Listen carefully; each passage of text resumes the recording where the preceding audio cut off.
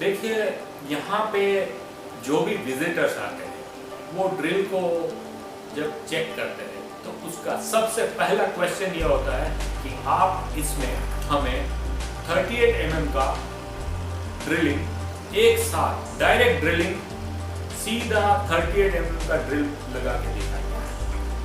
तो मैं आपको अब ये वीडियो जो दिखाने वाला हूँ ये प्रूव करता है कि आप बंका 38R रेडियल ड्रिलिंग मशीन में किस तरह से डायरेक्ट कास्ट आयरन में 38 mm का ड्रिलिंग कर सकते हैं। यह ड्रिल बहुत रिजिड है, आप सालों साल तक इस तरह के काम करेंगे, इसको कुछ भी नहीं होगा।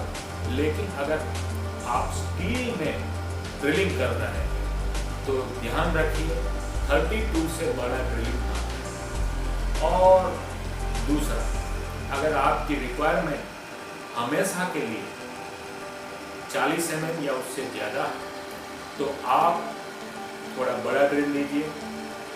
आपको आपकी पसंद मैक्सिमम जो लिमिट है उससे थोड़ी बड़ी रखें, जिससे कि सालों साल तक बिना मेंटेनेंस के चले।